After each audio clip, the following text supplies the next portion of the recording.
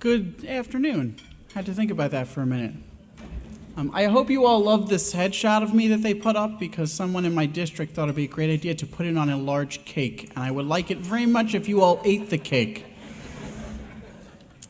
Okay, so I have the great honor of introducing our lunchtime keynote speaker, Jennifer Jones, and I am not going to read her 4-mile-long bio, so everyone take their sigh of relief. But Jennifer has done nearly every job in Rotary, from club president that many of you are preparing for now, all the way over to vice president of Rotary International. And according to several index cards I was handed, she's done every job in between. She is a woman after my own heart and comes from a family of Rotary as well. I see her and her husband are members, and the only reason that her dog is not also a member is because the board has not yet passed the appropriate legislation.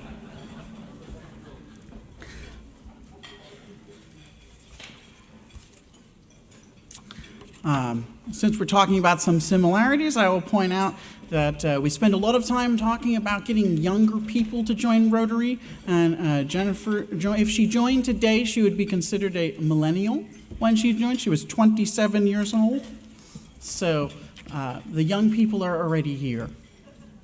Without further ado, I will welcome past RI Vice President Jennifer Jones.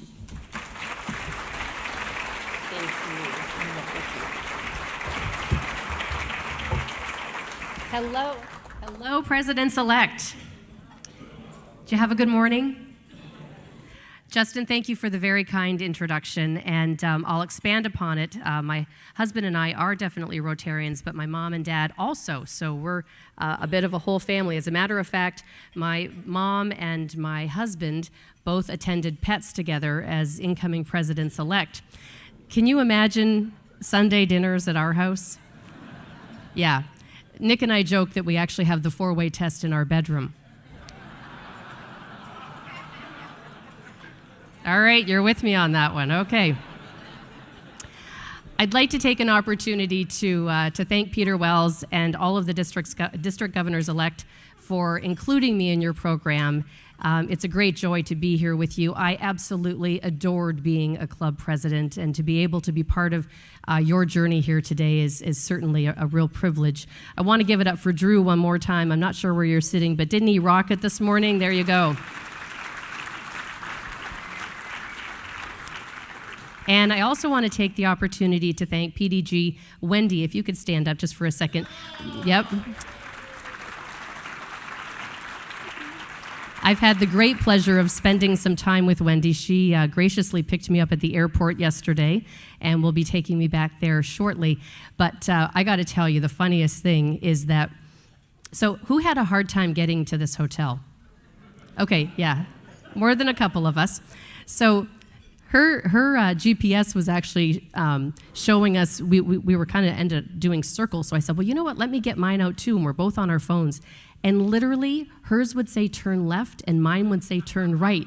It was hysterical. Finally, we just saw it like a beacon in front of us, and we said, okay, that's where we need to be. Anyway, today I want to talk with you about connectivity.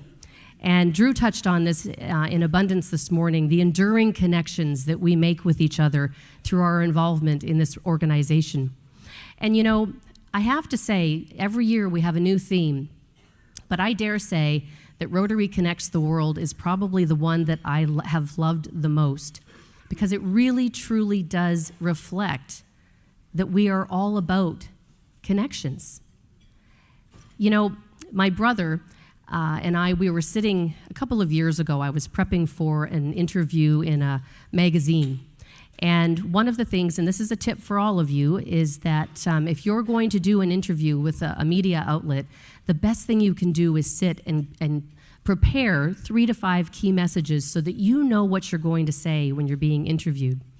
So we were going through this process together, having a lovely chat, and this was going to be about humanitarian service. And so out of the mouth of my younger brother Dave came these words. He said, in order to live in the kind of society you want, you have to help build it. in order to live in the kind of society you want, you have to help build it. I think that that was an amazing quote. We both looked at each other like, okay, that's something that's already been said, and then we Googled it and realized it was authentically a real David Jones quote. So what I love most about that is that it ties hand in glove into the new vision statement that you heard President-elect Mark sharing this morning. Together, we unite people to take action, to create lasting change in our world, in our community, and in ourselves. And I dare say that I think that those last words, in ourselves, is probably the most important part of that entire vision statement. We change because of this organization. We bring leaders into Rotary and we make them better leaders. Think of the way that you've been able to expand your own personal development through the journey that you've already taken. You know, we become better at board governance, we become better at public speaking, we become better at event management and planning. All of these different things that we can take back into our own vocational lives. And then through the service work that we do and the projects, sorry, I'm Canadian, the projects that we do, that, you know, that's where the change in ourselves really happens. Yes, we're changing our community. Yes, we're changing our world. But each of those different situations, they touch us in extraordinarily profound ways. A couple of years ago, my husband Nick and I, we had the great pleasure and honor of traveling to the country of Jordan to attend a district conference. And while we were there, we went down, they had the opening ceremonies in an amphitheater down on the Dead Sea, so we were just outside of Amman. And it was absolutely one of these spectacular nights. And there were a few speeches. The mayor was there, and the governor gave some remarks. I gave some remarks. And then we had this beautiful dinner outside under this starry, starry night. It was magic. Rob Relman, where are you in the room? We were there together, right there. And anyway, during dinner, I had the chance to be introduced to a doctor by the name of Mark Turpentine. Now, Mark was in the country because he was going to be leading a Gift of Life mission. And I know that this is something that is very prominent and prevalent in this area, and you know a lot about Gift of Life. So we had a really delightful chance to get to know each other a little bit, and Rob was there, and we were chatting. And anyway, fast forward to the end of the week, and the governor said to me, he said, you know, Dr. Mark's surgical rotation is going to take place. He's going to start today. He said, would you like to go and see it? And I said, well, of course. I jumped at the chance. And so very quickly, we ended up at the hospital. The next thing I knew, I was in a dressing room putting on hospital greens. And then the next thing I knew, I was in the operating suite. Now, I don't know how many of you have been in an operating suite where open heart surgery is taking place. But I can tell you one thing. I wasn't going to move and I wasn't going to breathe. So I stood, just waiting and watching. And directly in front of me was a table, an operating table, and Dr. Mark was standing here, there was a nurse standing here, and over on this side was an anesthetist. And on the table was a patient, and they were completely covered, except for a small square over the part of the heart. And this is where Dr. Mark was focusing his attention. And I watched him, and he had a piece of, it was sort of like, I guess, gauze or something similar to that, about the size of a quarter. And he was stitching this onto what I was assuming a hole in the heart. And so he was stitching with great precision. And every once in a while, he'd give it a little jiggle, and he'd look over to the anesthetist, and he'd say, warm it up a little.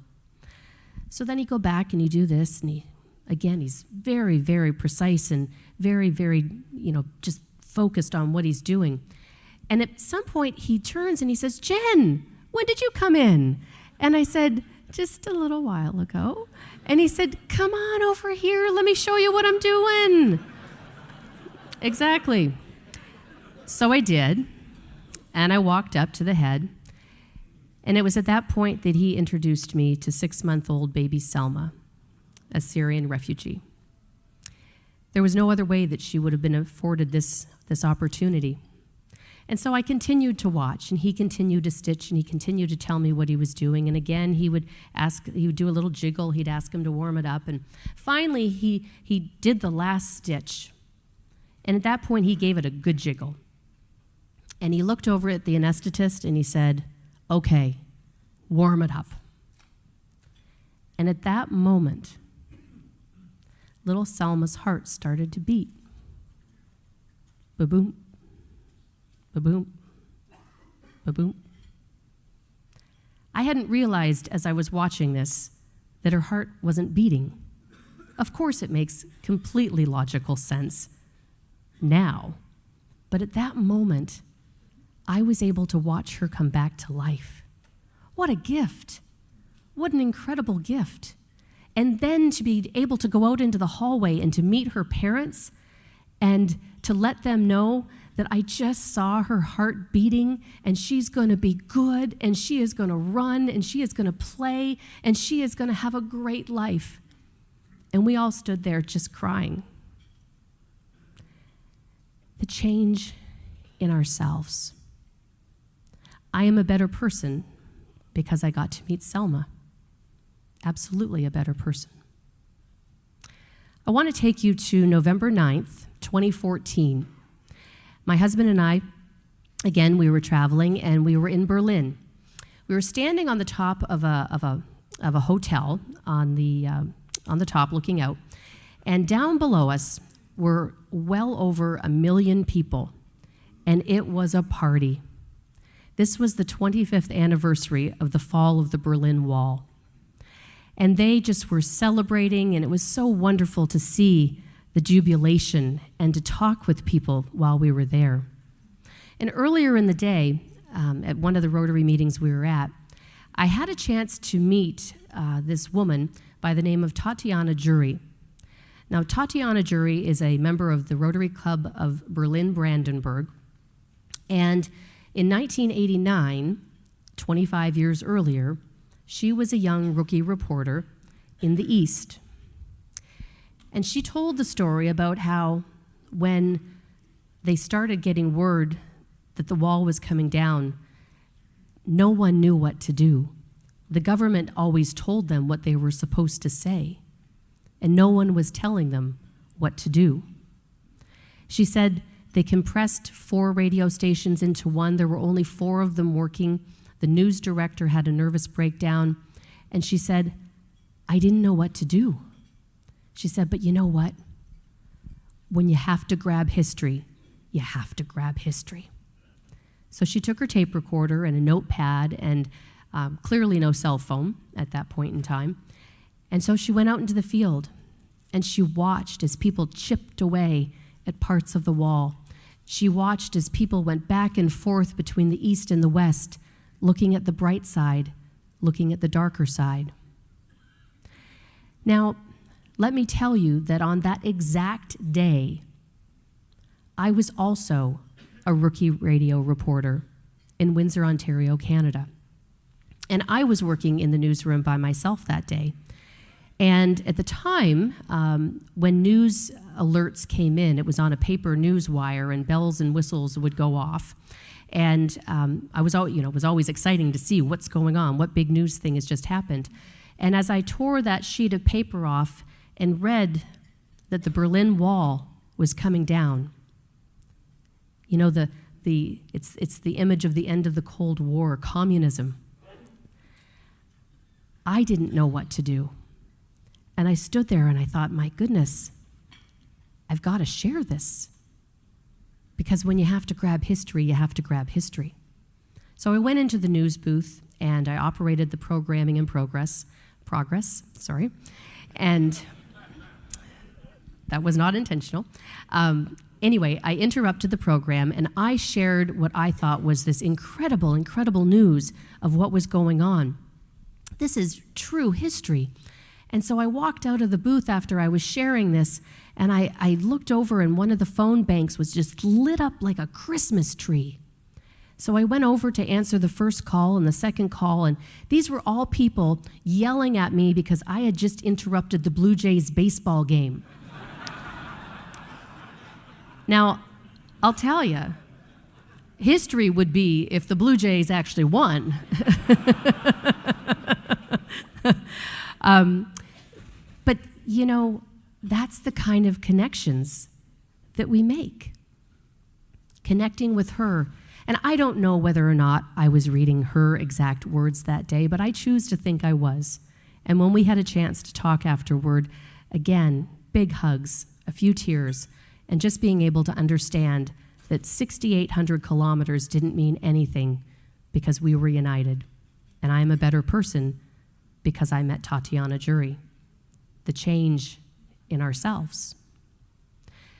Now, this story that I want to share with you is one that I've shared with several audiences, but I've never shared it in this area of the world, and I know that this is something that impacted many of you in this room in probably the most profound way.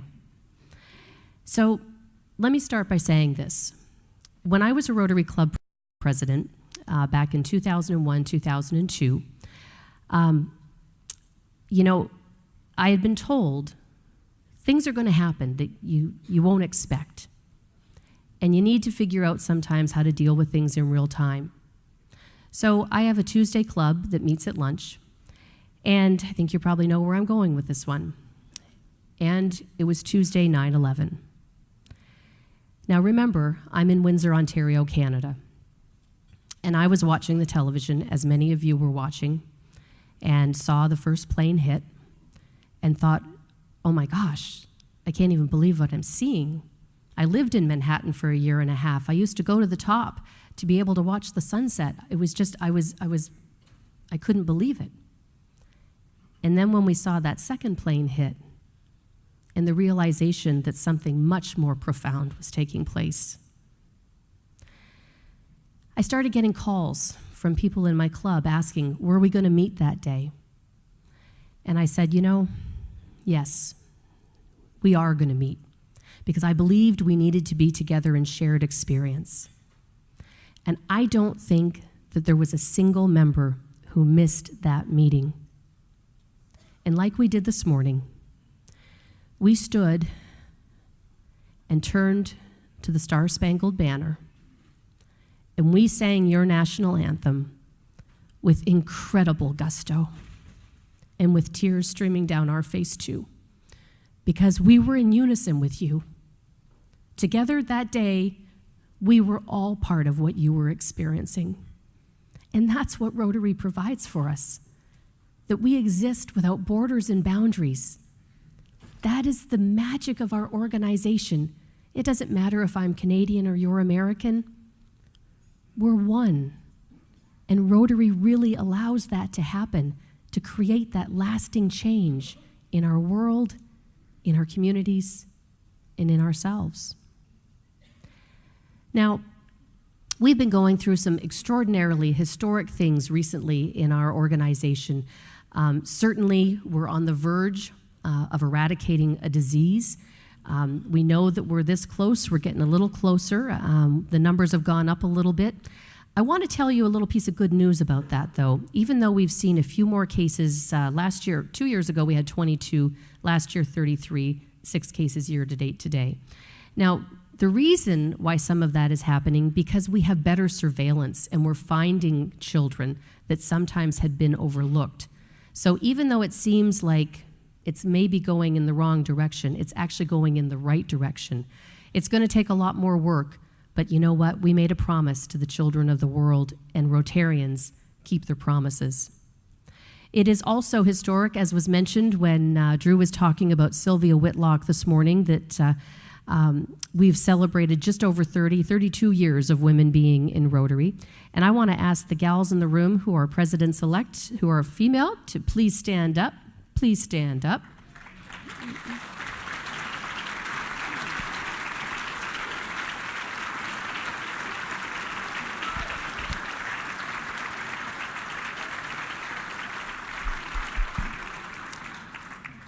thank you to not only the women who stood, but also the men who are in the room who are taking on this incredible challenge. I have to tell you, so in 2007, 2008 is when I served as a district governor, and there's several of my classmates in the room, and it's so wonderful to be able to see you. These are the connections that I'm talking about, you know, walking into a Pets where I've never attended before and seeing, you know, just dozens and dozens of people that I consider to be friends, and that's really a cool thing. That's what Rotary affords you, the opportunity for acquaintance and to be able to see people and catch up with friends, which has been a pure delight. So in 2007, 2008, serving as a district governor, I belonged to an international district, and anyway, one of the clubs in Michigan, they had been on a bit of a decline. They were one of those big powerhouse clubs that was taking a little bit of a nosedive, and they were thinking that they might decide to let women in. And so they asked if I would come over, and I knew a couple of the guys in the club because of attending district conferences and different, you know, assemblies, different things like this. And so they were the ones who asked me. Now, I have to preface this by saying I'm a hugger. And so I was very clear with my presidents-elect that I was going to invade their personal space, that this was something that they could anticipate happening. So I walked into the room, and anyway, the couple of guys that I knew in the room went over, gave him a great big hug, and anyway, sat down, talk started. And so anyway, I'm talking, they wanted me to put the human face, tell some stories about what we were doing and help to energize them a little bit. And I thought it was going pretty well. You know, when you're connecting with a group, you kind of feel it. And anyway, I finished. I was feeling pretty good about myself. And down at the end of the table was an older gentleman, and he said, "I want to say something." And you could see everyone in the room do this.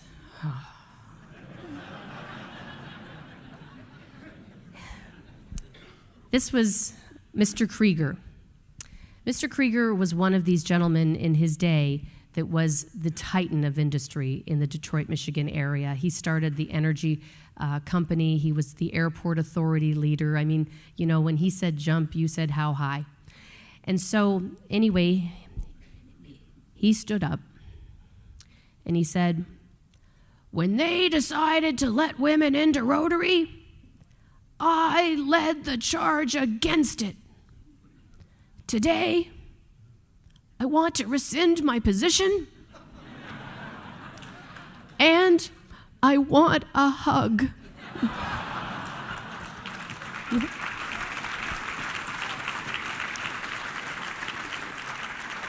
So he would come over and give him a hug, and for the remaining times that I knew him before he passed, we always had a wonderful opportunity to have a warm hug and a good smile and a good little catch up. Great addendum to this story.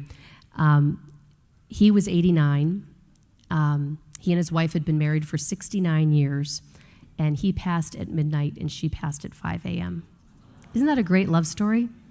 I think that's really cool. I want to conclude with a story that I love to tell, and it's a favorite of mine. I mentioned that I belong to an international district, and so as a district governor, I crossed the border between Canada and the United States several hundred times.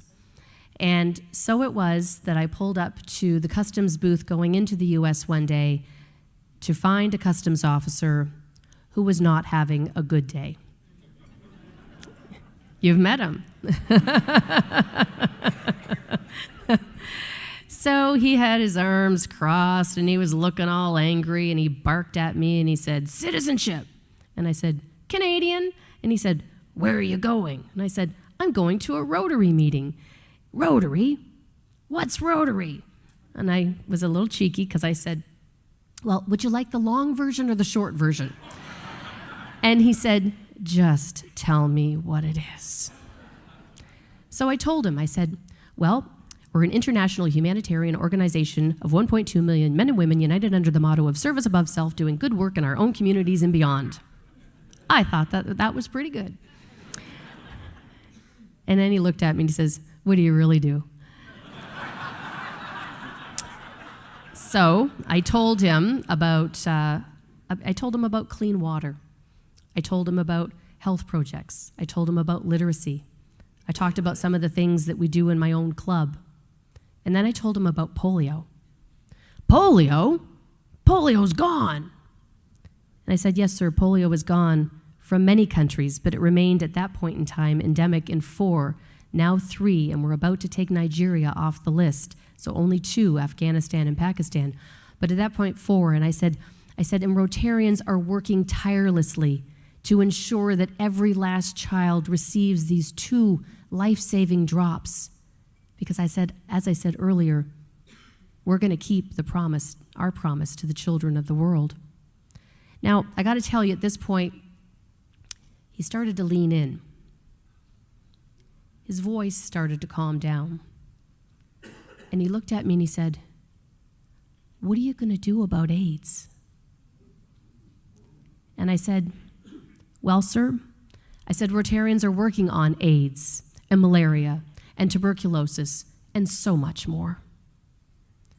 And then he said, you mean to tell me that there are that many people in the world with that much extra time on their hands? And I said, no, sir. There are that many people in this world with no time on their hands who are committed to doing this incredible work. And then he stopped and he looked at me and he said, you have made my day. And I said, no, sir, you have made mine.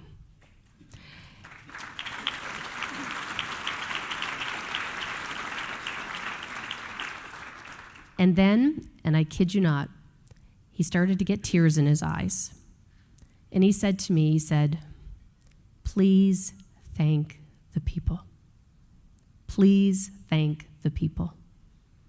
So I'm here today to say thank you to each and every one of you for believing in Rotary, for wanting to be a Rotary Club president, to be able to conduct the symphony that is going to be your Rotary Club meetings. It will truly be one of the absolute best years of your life, and I wish you nothing but abundant joy as you carry out this task, and I thank you so much for your kind attention today. Thank you.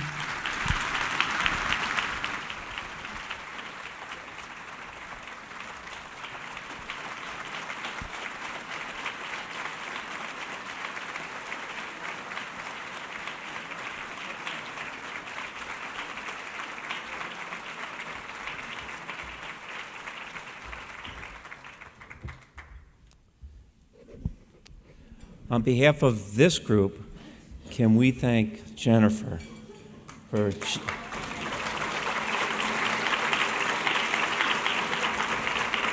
just beautiful words, inspiring words about Rotary and the difference that we can make. Thank you very much. Thank you. Thank you. There you go. A big hug. Thank you. Peter, I mentioned to him before we started today that I kind of wanted to have a little bit of fun. Are you guys into having a little bit of fun? Okay, good. So one of the roles and responsibilities I have this year is actually as the promotions chair for the Hamburg Convention. So show of hands, how many are going? Yay, that's so awesome. So you may have seen this little character, Bavarian Bert. He's making his way around social media right now. And he's actually been, it was started by one of the assistant promotion coordinators, and he's been getting emails from all over the world. So Bert has been surfing in Hawaii this week. He's been in Africa. He was in a zoo with a gorilla. He's been having a really good time, and he likes a good beer. Anyway, what I want to do, just so I can put a little video that Bert had a lot of fun while he was here because we had the Hamburg promotion video, is that I want to take a little bit of the video saying that, you know, Bert was actually giving the keynote address here today. And I'll do the video portion of this along with Peter. You and I can get in this together. And Sully, where are you? Are you in the room, hon? Come on up here. Sully is the promotion coordinator for Hamburg for your area. So if you're still interested in going, this is the guy to talk to. So let's just have a little bit of fun. So actually, you know what? Can you videotape us together? Now, what you're going to need to do, I'm gonna introduce these guys, and let's do it sideways. You got it? Oops, what happened? Yeah. So like that, and then you just have to push the button. Okay, so we're going to have a little bit of fun. We're going to, talk a little bit about the convention, and then we're going to say we're so lucky to hear from Bert today, and the president's-elect, he's just wrapped up, what do you think? And then, Wendy, if you can turn around, you guys are going to give Bert a standing ovation, okay? And I want you to cheer and all of that kind of stuff, and we'll just have a little bit of fun, okay? So you give us a 3, 2, 1. Hey everybody, Jen Jones here, and I am in New Jersey right now at Mid-Northwest Pets, and my special friend Bavarian Bert is here with me, and he addressed the audience just a few minutes ago. And the general chair here, Peter Wells, and my good friend Sully, who is on the promotions team, we've been in the audience listening. And Sully, you told me that you've got a lot of people coming. We got a great representation coming from Zone 32 this year, and I was very pleased that all the districts participated well. And where else can you go in the world and be with 30,000 of your closest friends? Absolutely, absolutely. Well, we came up here to just officially thank Bert after his presentation, and the president's-elect here in the room, I know that he's just wrapped up, and so I think you've got something that you wanted to share with him. How did he do?